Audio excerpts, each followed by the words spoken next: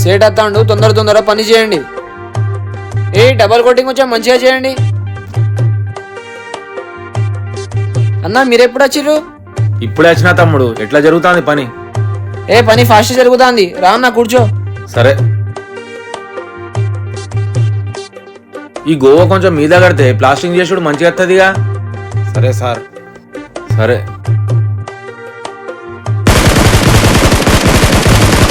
తమ్ముడు ఇక్కడ పని చేయడానికి వచ్చినావా లేకుంటే గేమ్ ఆడుకోవడానికి వచ్చినావా? నువ్వు రేపటి నుంచి పనికి వచ్చే అవసరం లేదు. ఇగో నీ పైసలు తీసుకో పో.